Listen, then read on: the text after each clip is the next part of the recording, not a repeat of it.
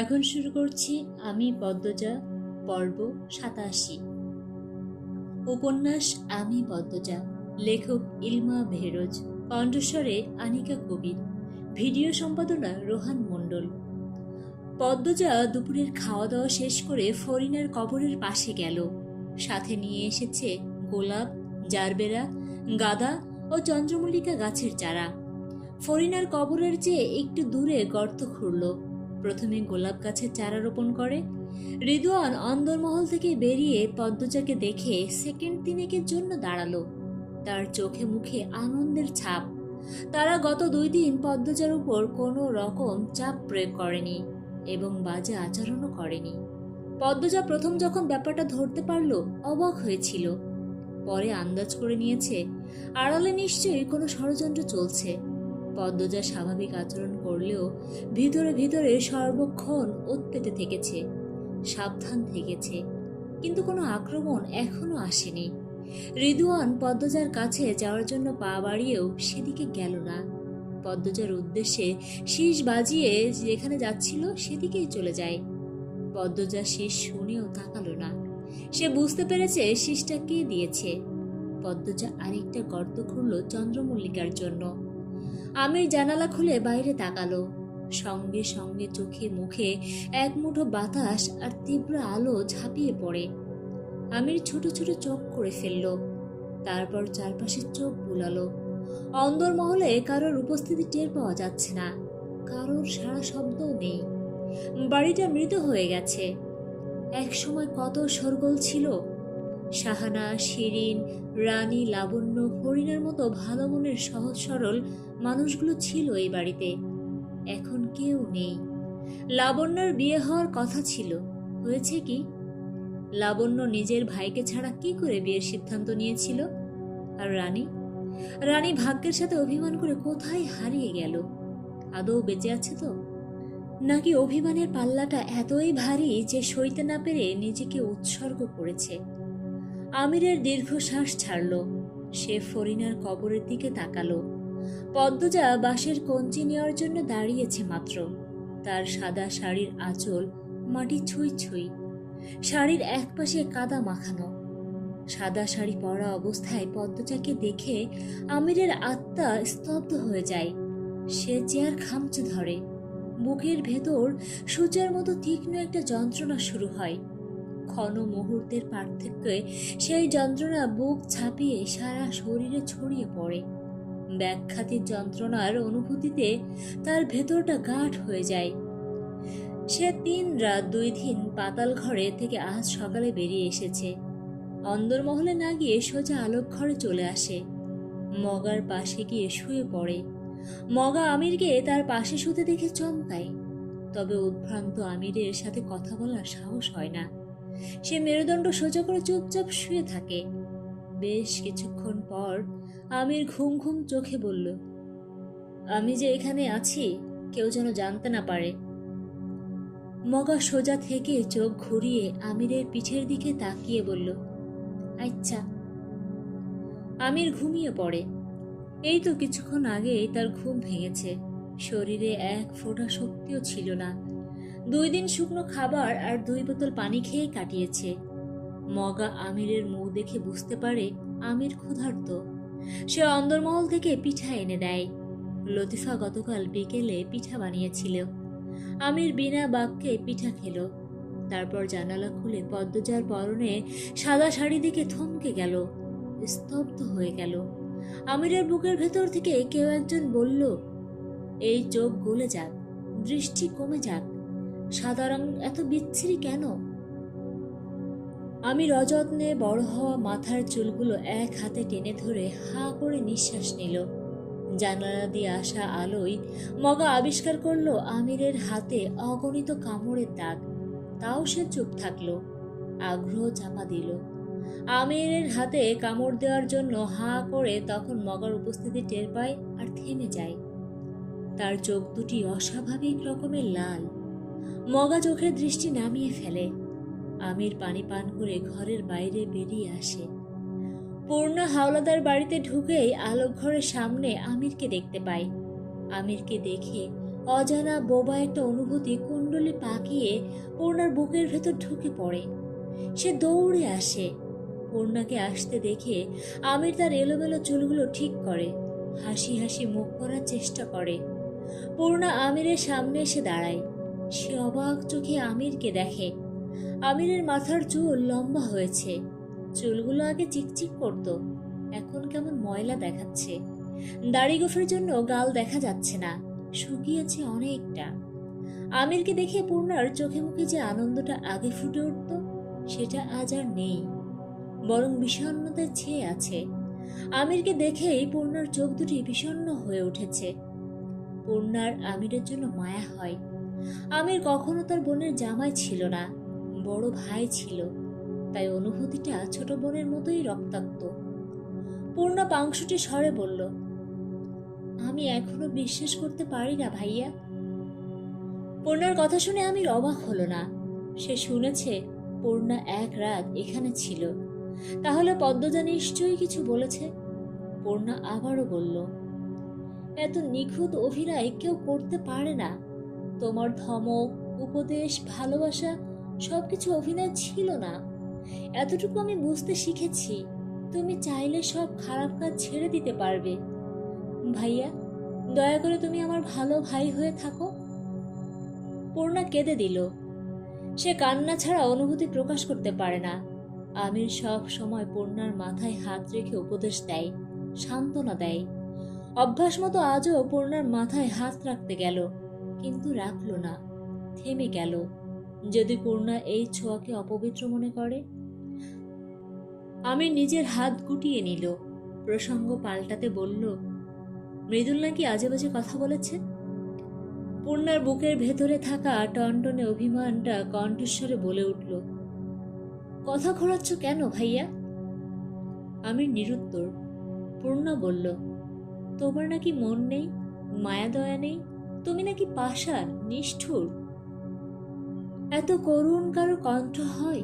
বোন বলছে তুমি নাকি পাষাণ, নিষ্ঠুর। উত্তরে কি বলবে আমির? হ্যাঁ আমি পাষাণ বলবে, নাকি চুপ থাকবে? আমির বুঝতে পারল না। পূর্ণা আমিরের নিশ্চুপ থাকাটা পছন্দ করল না। শ্যামবর্ণের আমির হাওলাদারকে একসময় পূর্ণা পছন্দ না করলেও এখন আত্মার সাথে মিশে গিয়েছে। আমির বাচাল প্রকৃতির মানুষ, সারাক্ষণ কথা বলে, কিন্তু আজ তার মুখে কোনো কথা নেই। সে নির্জীব, নিষ্ক্রিয়। পূর্ণা সাবধানে ভেজা কণ্ঠে বলল, আমিও কি তোমাকে ঘৃণা করব ভাইয়া? আমির ছটফট করতে থাকে। তার পা দুটি অস্থির, চোখের দৃষ্টি অস্থির। কপালে ছড়িয়ে থাকা কয়টা চুল টেনে ধরে। পূর্ণা গাঢ় স্বরে বলল, আপা খুব কষ্টে আছে ভাইয়া। আপা ছোট থেকেই কষ্ট পেয়ে আসছে, এখনো পাচ্ছে, আর কতদিন কষ্ট পাবে?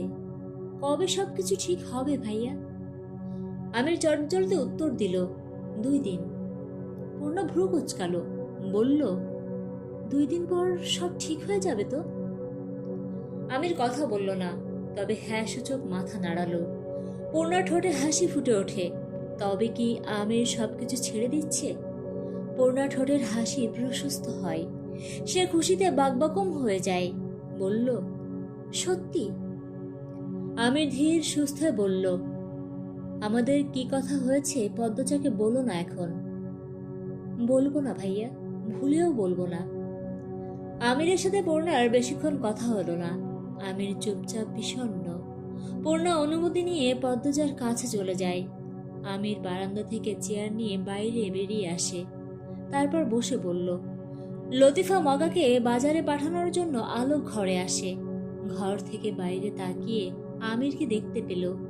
আমিরকে দেখে সে প্রাণ ফিরে পায়, উত্তেজিত হয়ে পড়ে। ঘর থেকে চিৎকার করে ডাকলো, ভাইজান।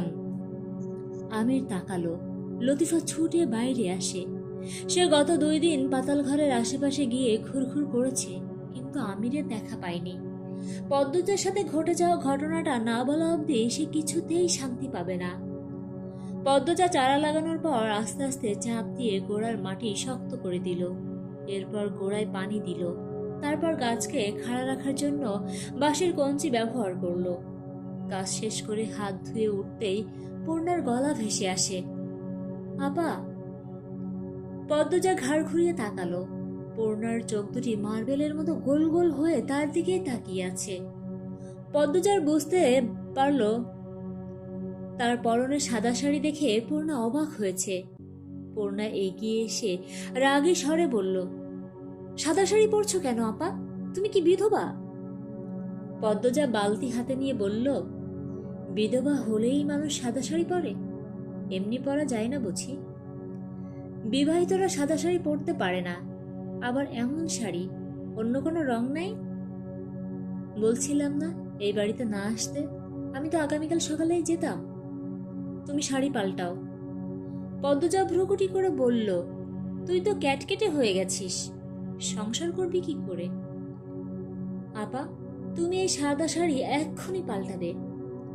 পূর্ণাকে বাচ্চাদের মতো জেদ করা দেখে পদ্মজা হাসলো, বলল, কেন, ভালো দেখাচ্ছে না? পূর্ণা ছোট ছোট চোখ করে বলল, না দেখাচ্ছে না, ভূতের মতো দেখাচ্ছে। পূর্ণার দৃঢ় কণ্ঠ, তাকে এখন যাই বলা হোক না কেন সে শুনবে না। আগামীকাল বিয়েটা হয়ে গেলে পদ্মজার শান্তি। পদ্মজা অন্দরমহলের দিকে যেতে যেতে বলল, ঘরে আয়। আগে বলো শাড়ি পাল্টাবা। পদ্মজা পূর্ণার দিকে তাকালো। পূর্ণার রাগী রাগী ভাব আনার চেষ্টা করে। পদ্মজা হাসলো, বলল, ঘরে চল, পাল্টাবো। পূর্ণা পদ্মজাকে পেছন থেকে শক্ত করে জড়িয়ে ধরে। আজকের দিনটা আসলেই সুন্দর, যা চাচ্ছে তাই হচ্ছে। সে উল্লাসিত। পদ্মজা বলল, বাড়ি ছেড়ে এলি কেন? মৃদুল এসে তোকে না দেখলে মন খারাপ করবে তো। করলে করুক। ঘরে সে পূর্ণা জোর করে পদ্মজাকে কালো শাড়ি পরিয়ে দিল। পদ্মজাও মেনে নিল। যদি মৃদুল আজ আসে, আগামীকাল আল্লাহ চাইলে পূর্ণার বিয়ে হবে। তারপর চলে যাবে শ্বশুর বাড়ি। এরপর আর কোনোদিনও দেখা হবে নাকি পদ্মজা জানে না। সজ্ঞানে পরিকল্পিতভাবে সে যা করতে যাচ্ছে তাতে আবার দেখা হওয়ার সম্ভাবনা খুবই কম। তাই আজ আর কালকের দিনটা শুধু পূর্ণার মতোই হোক। পূর্ণা পদ্মজাকে শাড়ি পরানো শেষে বলল, কত সুন্দর লাগছে। আর তখন কি একটা মরা রঙের শাড়ি পরেছিলে, দেখতে খুবই বাজে লাগছিল। আসলেই দেখতে খারাপ লাগছিল? পূর্ণা অসহায় চোখে তাকায়। সে কি করে বলবে তার আপাকে সব কিছুতে ভালো দেখায়, কিন্তু সাদা রংটা যে অশুভ ইঙ্গিত দেয়। পূর্ণার মনের অবস্থা পদ্মজা যেন উপলব্ধি করতে পারে। সে পূর্ণাকে বিছানায় বসিয়ে বলল, আজ আমার বোনকে খুব বেশি সুন্দর লাগছে। পূর্ণা লজ্জা পেল। পদ্মজা বলল, কি খাবি? পূর্ণা আয়েশ করে বসে বলল, খাবো না, খেয়ে আসছি। ভাপা পিঠা খাবি? লুতুবুবু বানিয়েছে। না আপা, কিছুই খাবো না। আপা। পূর্ণা চাপা স্বরে আপা ডাকলো। পদ্মজা উৎসুক হয়ে তাকালো। পূর্ণা বলল, বাড়ির মানুষদের কি অবস্থা? জানি না, খাওয়ার সময় শুধু দেখা হয়, তারাও কিছু বলে না, আমিও কিছু বলি না। পূর্ণা প্রবল উৎসাহ নিয়ে জানতে চাইল, ওদের নিয়ে কি পরিকল্পনা করছো? পদ্মজা তার পরিকল্পনা চেপে গেল। এখনো ভাবেনি। তুই তোর বিয়েতে মন দে। নামাজ রোজা কিন্তু কখনো ছাড়বি না, ভদ্রভাবে থাকবি, মাথা ঢেকে রাখবি সব সময়, আর অন্যায় করবি না, আর কখনো সহ্যও করবি না, ঠিক আছে? পূর্ণা গর্ব করে বলল, আমি গত 2 দিনে এক ওয়াক্ত নামাজ ছাড়িনি, এখন দুপুরে নামাজ পড়ে এসেছি। এই তো ভালো মেয়ে, ভালো বউ হবে। পূর্ণার চোখ ভর্তি কাজল। ডাগর ডাগর চোখ দুটি কাজলের ছোঁয়াতে ফুটে আছে। সোজা সিথি করে লম্বা চুলগুলো বেনি করা, কানে 7 রঙের গোল আকৃতি দুল, গায়ের ওড়নায় পাথরের কাজ, হাতে ঝনঝন করছে কাচের চুড়ি। সত্যি খুব সুন্দর লাগছে। পদ্মজা মুগ্ধ হয়। সে পূর্ণার এক হাতের উল্টো পাশে চুমু দিয়ে বলল, সত্যি আজ খুব বেশি সুন্দর লাগছে রে, নজর না লাগুক, মাশাআল্লাহ। পূর্ণা মনে মনে ভীষণ খুশি হয়। গড়গড় করে উগরে দেয় ভেতরের সব কথা, স্বপ্ন, আশা। তার কথাবার্তা শুনে মনে হচ্ছে সে যেন বহু বছর পর কারাগার থেকে মুক্তি পেয়েছে, বা একটা রঙিন ফড়িং বোতল থেকে মুক্ত হয়ে আকাশে উড়ছে। পূর্ণাকে এত খুশি দেখে পদ্মজার মন প্রাণ জুড়িয়ে যায়। তার কোমল হৃদয়টা পূর্ণার মন খোলা হাসি দেখে খুশিতে কেঁদে ওঠে। সন্ধ্যার কিছুক্ষণ আগে পূর্ণা অন্দরমহল থেকে বের হয়। পদ্মজা মগাকে ডেকে বলল, পূর্ণাকে এগিয়ে দিয়ে আসতে। পূর্ণা জেদ ধরে, আমি একা যেতে পারবো আপা, সন্ধ্যা তো হয়নি। পূর্ণার জেদকে পদ্মজা পাত্তা দিল না, তাই পূর্ণা মগার সাথে যেতে রাজি হয়। পূর্ণা যাওয়ার আগে শক্ত করে পদ্মজাকে জড়িয়ে ধরল। পদ্মজা পূর্ণার মাথায় হাত বুলিয়ে বলল, সকালেই আসবো। পূর্ণা পদ্মজার দিকে মুখ তুলে তাকায়, বলল, তোমার সুখই আমার সুখ আপা, তুমিই আমার মা, তুমিই আমার ভালোবাসা। পূর্ণা কেন এত ভালোবাসে? পদ্মজার বুকটা ভরে যায়। সে পূর্ণার গাল ছুঁয়ে বলল, আম্মাকে তোর মাঝে খুঁজে পাই আমি। যখন শ্বশুরবাড়ি চলে যাবি, আমার মাওটাও চলে যাবে। পূর্ণার কান্না পায়। সে আবার পদ্মজাকে জড়িয়ে ধরে। দুই বোনের বুকের ভেতরটা জ্বলে পুড়ে খাক হয়ে যাচ্ছে। পদ্মজা বেলা দেখে তাড়া দিল, বাড়ি যা, সন্ধ্যা হয়ে যাবে। আর একটু জড়িয়ে রাখি। পূর্ণার মায়াময় আবদার। পদ্মজা কি বলবে খুঁজে পায় না। পূর্ণাকে বুকের সাথে শুধু চেপে ধরে রাখে। আকাশপানে চেয়ে সৃষ্টিকর্তার কাছে প্রার্থনা করে তার বোনটা যেন সুখী হয়। মৃদুলার ভালোবাসায় পূর্ণার জীবনটা যেন পূর্ণ হয়ে ওঠে। হাওলাদার বাড়ি থেকে 2 মিনিটের দূরত্বে গিয়ে পূর্ণার মনে পড়ে সে মৃদুলের কথা আমিরকে বলেনি, এমনকি বিয়ের কথাও বলেনি। পদ্মজা আমিরকে কিছু বলবে না পূর্ণা জানে। এখন যদি সেও না বলে, কাল যদি আমির তাদের বাড়িতে না যায়। পূর্ণা হাঁটা থামিয়ে মগাকে বলল, এখন বাড়ি যাব না, আমাকে আবারও বাড়িতে যেতে হবে। রাত হইয়া যাইব তো। তুমি যাও, আমি আমির ভাইয়ের সাথে দেখা করব। মগা কান চুলকাতে চুলকাতে বলল, পরে আমি তোমার দিয়ে আইতে পারতাম না, বাজারে যাইতে হইব। তুমি বাজারে যাও, আমাকে ভাইয়া দিয়ে আসবে। আচ্ছা, তাইলে আমি যাই। মগা বাজারের দিকে চলে যায়। পূর্ণা আবারও হাওলাদার বাড়িতে আসে। হাওলাদার বাড়ির সুপারি গাছগুলো মৃদু বাতাসে দুলছে। বাতাস শীত বয়ে আনিয়ে বেড়াচ্ছে। পূর্ণা তার ওড়না ভালো করে গায়ে জড়িয়ে নিল। আলোক ঘরের আশেপাশে কাউকে দেখা যাচ্ছে না। সন্ধ্যার আজানের সুর ভেসে আসে কানে। দিনের আলো বিদায় নিচ্ছে, ফিরে আসছে গাঢ় অন্ধকার। আলোক ঘরের সবকটা ঘরে পূর্ণা আমিরকে খুঁজল। ধান রাখার ঘরে গিয়ে সে একটু ভয় পেয়েছিল বইকি। সেই ঘরে জানালা নেই, তাই ঘরটি অন্ধকারে ডুবেছিল। ঘরে প্রবেশ করতেই একটা কালো বিড়াল ঝাঁপিয়ে পড়ে মাটিতে। পূর্ণার বুকটা ছ্যাঁত করে উঠল, গলা শুকিয়ে কাঠ হয়ে যায়। বুকে থুতু দিয়ে দ্রুত সে ঘর থেকে বেরিয়ে আসে। প্রতিটি ঘরে আমিরকে খোঁজে, কিন্তু কোথাও আমিরকে পেল না। অন্দরমহলে গেল নাকি? পূর্ণা যখন আলোক ঘর থেকে বের হতে যাবে, তখন দেখলো খলিল হাওলাদারের সাথে বোরখা পরা একটি মেয়ে। তারা দ্রুত হাঁটছে। মেয়েটির হাতে চাপাতি। পূর্ণার মেরুদণ্ড বেয়ে শীতল স্রোত বয়ে যায়। শিরশির করে ওঠে বুকের ভেতরটা। খলিল চোরের মতো চারপাশ দেখছে আর হাঁটছে। পূর্ণার নিঃশ্বাস বন্ধ রেখে তাদের দিকে তাকিয়ে রইল। খলিল মেয়েটিকে নিয়ে অন্দরমহলে না গিয়ে অন্দরমহলের পেছনে যাচ্ছে। পূর্ণার মনে প্রশ্ন জাগে, তারা কি পাতাল ঘরে যাচ্ছে? সাথে মেয়েটিকে?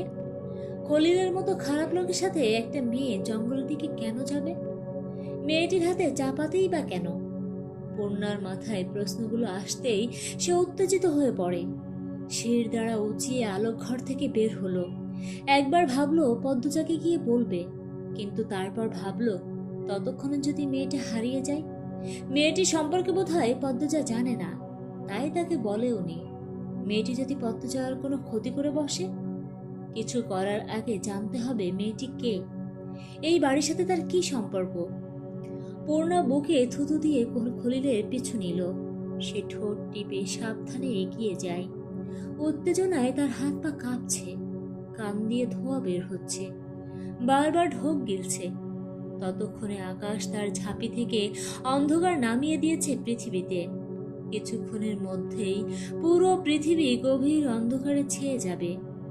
পূর্ণা যত এগোচ্ছে ততই কাঁপুনি বাড়ছে, নিঃশ্বাস নিচ্ছে ঘন ঘন। একবার ভাবলো চলে যাবে, কিন্তু কৌতূহল তাকে জাপটে ধরে রেখেছে, তাই পিছু হটতে পারল না। চারপাশ নির্জন, ছমছমে।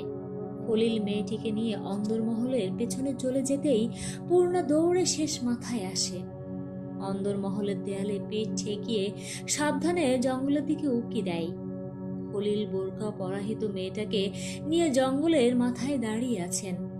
তিনি চারপাশে চোখ বুলিয়ে পাঞ্জাবির পকেট থেকে একটা চাবি বের করে মেয়েটির হাতে দিলেন।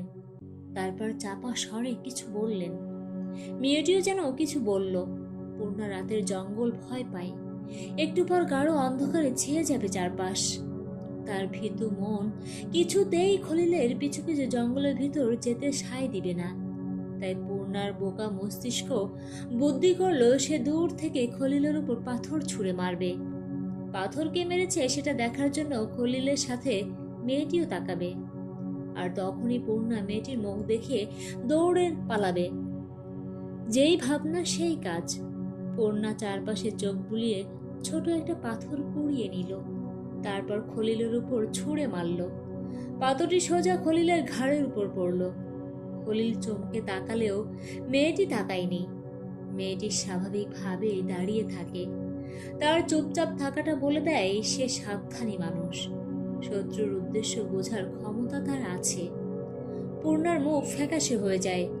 খলিল পূর্ণার দিকে তেড়ে আসার আগেই পূর্ণা ছুটে পালাতে উল্টো দিকে দৌড় দেয়, কিন্তু শেষ রক্ষা হলো না।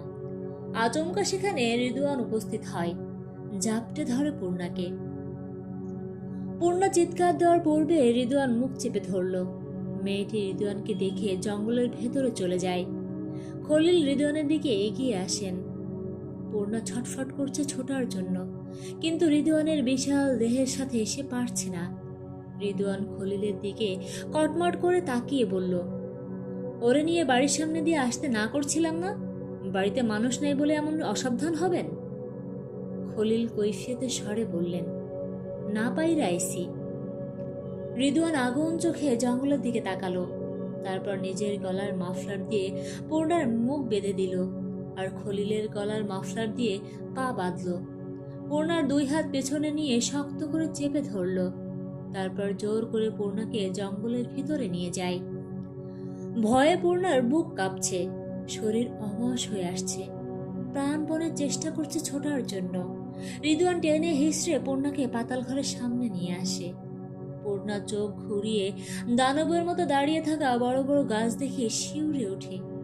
মুখ দিয়ে উ উ শব্দ করতে থাকে। তখন একটা গর্ত থেকে মেয়েলি স্বর ভেসে আসে, চাবি কাজ করতেছে না। কণ্ঠটি পূর্ণার খুব বেশি পরিচিত মনে হয়। পূর্ণা উৎসুক হয়ে সেখানে তাকালো। খলিলের হাতের টর্চের আলোয় পাতালে যাওয়ার সিঁড়ি চোখের সামনে দৃশ্যমান হয়। সেই দৃশ্য দেখে পূর্ণার পা থেকে মাথার তালু অবধি কেঁপে ওঠে। সে পদ্মজার কাছে পাতাল ঘরের বর্ণনা শুনেছে, কিন্তু এখন সে সরাসরি দেখছে। অনুভূতি ব্যাখ্যা করার মতো নয়। তার বুকের ভিতরে দামামা বেজে চলেছে। রিদওয়ান পূর্ণাকে টেনে হিসড়ে সিঁড়ি বেয়ে নিচে নামিয়ে আনে। পাতাল ঘরের প্রধান দরজায় সামনে এসে দাঁড়ায় তারা।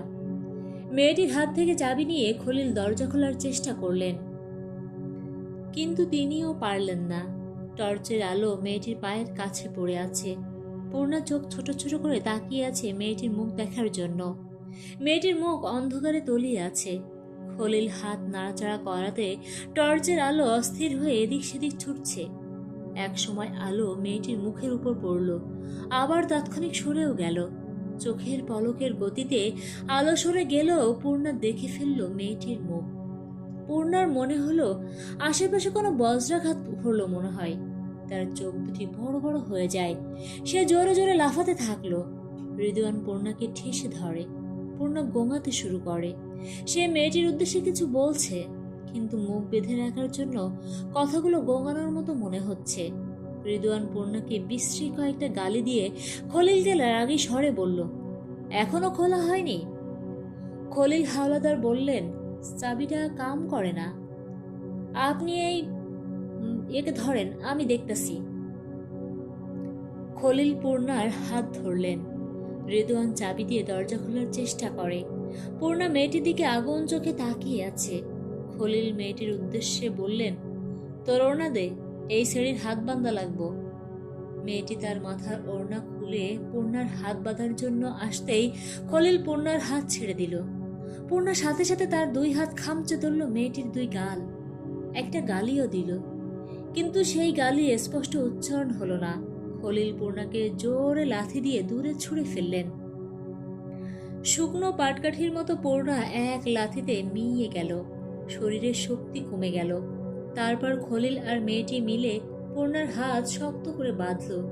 পূর্ণার কোমর ব্যথায় টনটন করে ওঠে, গাল বেয়ে জল গড়িয়ে পড়ে। রিদওয়ান চেষ্টা করেও চাবি কাজে লাগাতে পারল না। তীব্র রাগ নিয়ে এসে বলল, দরজা চাবি এটা না। আমির তো এটাই দিল, বললেন খলিল। রিদওয়ানের মাথা গরম হয়ে যায়, সে ছুঁড়ে ফেলে চাবি, পা দিয়ে মেঝেতে লাথি দেয় কয়েকবার। তারপর দুই হাত তুলে নিজেকে শান্ত করার চেষ্টা করলো, কয়েকবার শ্বাস নিল। তারপর পূর্ণার সামনে বসে খলিলের উদ্দেশ্যে বলল, এই মেয়ের কোনো ব্যবস্থা করতে হবে আব্বা। খলিল বললেন, কি করবি? রিদওয়ান কিছু একটা চিন্তা করলো। তারপর পূর্ণার মুখের বাঁধন খুলে দিয়ে পূর্ণাকে প্রশ্ন করলো, আব্বার পিছু নিয়েছিলি কেন? কতটুকু জানো তুমি? পূর্ণা সর্বপ্রথমে মেয়েটির উদ্দেশ্যে থুতু ফেলল। তারপর রাগে কিরমির করে রিদওয়ানকে বলল, জারজের বাচ্চা, থুতু দেই তোর মুখে আর তোর বাপের মুখে। রিদওয়ান হাসল, দ্রুত গতিতে মেঝেতে পা ভাঁজ করে বসল। তারপর পূর্ণার মুখের উপর ঝুঁকে তুই তুগারি করে বলল, আমিরের মুখেও দিবি? পূর্ণা চোখে দৃষ্টি সরিয়ে নেয়। রিদওয়ান হাসি হাসি মুখ রেখে খলিলের দিকে তাকালো, বলল, কুমারী মেয়ে থুতু ও মজা, কি বলেন আব্বা? খলিলের উত্তরের আশায় না থেকে রিদওয়ান পূর্ণার মুখের একদম কাছে এসে জোরে নিঃশ্বাস ফেলল। রিদওয়ানের উত্তপ্ত নিঃশ্বাসে পূর্ণার শরীর ঘৃণায় গ্রিরি করে উঠল। রিদওয়ান এক হাতে ঠেসে ধরে পূর্ণার মুখ, তারপর পূর্ণার ঘাড়ের কাছে মুখ নিয়ে পূর্ণার গায়ের গন্ধ শোকে। তাকে উন্মাদের মতো দেখাচ্ছে। পূর্ণার জান বেরিয়ে যাওয়ার জোগাড়। রিদওয়ানের ভারী দেহের ভারে তার শরীরের হাড্ডি বিষিয়ে উঠেছে, একটু নড়তে পারছে না, চোখ ফেটে জল পড়ছে। রিদওয়ান পূর্ণার জামার পিঠের চেইন খুলে পূর্ণার ঘাড়ে চুমু দিল। সাথে সাথে ঘৃণায় পূর্ণা চোখ বন্ধ করে ফেলল। তখন চোখের সামনে ছবির মতন ধরা দেয় মৃদুলের মুখটা। কোথায় সে? সে কি এসেছে? সে কি অনুভব করছে তার প্রিয়তমা এক হায়নার শিকার হয়েছে? পূর্ণার মনটা হু হু করে কেঁদে ওঠে। ভেতরে ভেতরে সে আর্তনাদ করে ডাকলো তার দ্বিতীয় মাকে, যাকে সে আপা বলে ডাকে। রিদওয়ান পূর্ণার মুখ ছেড়ে চট করে উঠে দাঁড়ালো। গায়ের কাপড় খুলতে খুলতে খলিলকে বলল, দেখবেন নাকি যাবেন? কোনো ভেজাল হইব না তো? খলিলের গলার স্বর পাংশুটে। কিসের ভেজাল? আমির যদি জানে? কি বলবে ও? বইয়ের প্রতি মায়া দেখায় না হয় বুঝলাম, শালিরে দিয়ে কি দরকার ওর? আর যা নিয়ম তাই তো হচ্ছে আব্বা। পূর্ণা যখন সব জেনে গেছে, ওর বাঁচার অধিকার নাই। রিদওয়ান উত্তেজিত। সে কথা শেষ করে পূর্ণার দিকে ঝুঁকল। পূর্ণা জোরে কেঁদে উঠল, চিৎকার করে মেয়েটির উদ্দেশ্যে বলল, ভাবি বাঁচাও, দোহাই লাগে, কিছু করো। রিদওয়ান ফিক করে হেসে ফেলল। পূর্ণা আরো ঘাবড়ে যায়। সে আকুত করে মেয়েটিকে বলল, ভাবি এভাবে চুপ থেকো না, আল্লাহ সইবে না। রিদওয়ান পূর্ণার দুই গাল টিপে ধরে জিহ্বা দিয়ে অশ্লীল অঙ্গভঙ্গি করে গাঢ় স্বরে বলল, তোদের গালি বললে তোদের ঘেন্না হয়, আর আসমানিরে গালি দিলে ও খুশি হয়। সাহায্য চাওয়ার আর মানুষ পাইলি না। খলিল ব্যাপারটা উপভোগ করছেন। তিনি হেসে আসমানিকে বললেন, যখন ছেড়া আসিলাম মৃদুর মতো আসিলাম রে। যে ছেড়ি একবার আমার হাতে পড়ছে, কাইন্দা বাপ ডাকছে, ডরাইয়া মুইতে দিছে। খলিল কথা শেষ করে হাসলেন। তার হাসির শব্দ ফ্যাঁচফেঁচে, খুবই বিশ্রী। আসমানি মৃদু হেসে আবারও চুপসে গেল। পাতাল ঘরের দরজা না খোলাতে সে চিন্তিত। আবার রিদওয়ান এতটাই উত্তেজিত যে দরজার সামনে ফাঁকা জায়গায় তার খেল দেখানো শুরু করেছে। দরজা খোলার নামগন্ধ নেই, চিন্তাও নেই। খলিল এক হাতে আসমানিকে জড়িয়ে ধরে একটু দূরে গিয়ে ঘনিষ্ঠ হয়ে দাঁড়ালেন। তারপর আমোদে গলায় বললেন, আমার রাজকন্যার মন খারাপ ক্যারে? রিদওয়ান পূর্ণার বুকের উপর থাবা দিতেই পূর্ণা আর্তনাদ করে উঠল, আম্মা, আপা। রিদওয়ান পূর্ণার বুকের উপর বসে পূর্ণার মুখ চেপে ধরে কিরমির করে চাপা স্বরে বলল, চুপ, একদম চুপ। পূর্ণা স্পষ্ট টের পাচ্ছে তার পৃথিবী বিকট শব্দ তুলে টুকরো টুকরো হয়ে যাচ্ছে। ওই তো মৃদুল দাঁড়িয়ে আছে, তার হাতে লাল বেনারসি। পূর্ণা চিৎকার করে মৃদুলকে ডাকলো, কিন্তু মৃদুল আসলো না। সে কেন বাঁচাতে আসছে না, কেন আসছে না? মৃদুল হঠাৎ করে কাঁদতে থাকলো, কাঁদতে কাঁদতে মাটিতে বসে পড়ল। তারপর চোখের পলকে সে উধাও হয়ে যায়। পূর্ণার শরীর কেঁপে ওঠে, যন্ত্রণায় কাতরাতে থাকে, নিজেকে বুঝায় তার আপা আসবে, আসবেই। পূর্ণার চোখে পর্দায় পদ্মজার আগমন ঘটে। পদ্মজা আসছে, হ্যাঁ আসছে, হাতের আমদা নিয়ে দৌড়ে আসছে। শক্তিশালী বাতাস তাকে আটকানোর চেষ্টা করছে, তার চুলগুলোকে উড়িয়ে নেওয়ার চেষ্টা করছে, কিন্তু পারছে না। সব কিছু ছাড়িয়ে সে ছুটে আসছে, এক কোপে সব জানোয়ারের মাথা শরীর থেকে আলাদা করে দিতে সে আসছে, কিন্তু দেরি করছে আসতে, ভীষণ দেরি করছে। পূর্ণা শব্দ করে নিঃশ্বাস ছাড়ে, চোখ বুঝল। নিষ্ঠুর মাটি নীরব থেকে দেখে পূর্ণার সতীত্ব হরণ। সময়ের ব্যবধানে বেহুশ হয়ে যায় পূর্ণা। বাপ বেটা মিলে পরপর 2 বার ধর্ষণ করে পূর্ণার গলার তৃষ্ণায় চৌচির। প্রাণ ভ্রমর যায় যায় অবস্থা, চোখ দুটি নিভু নিভু। রিদওয়ান দূরে দাঁড়িয়ে আড়মোড়া ভাঙছে। খলিল ও আসমানি মিলে পূর্ণার গলায় রশি টেনে ধরে শ্বাসরোধ করে হত্যা করে। হত্যার সময় পূর্ণা হাত পা দাপিয়ে কাতরায়, আস্তে আস্তে হারিয়ে যায় নিস্তব্ধ প্রগাঢ় অন্ধকারাচ্ছন্ন জগতে। এখানেই শেষ হলো আমি পদ্মজা, পর্ব 27।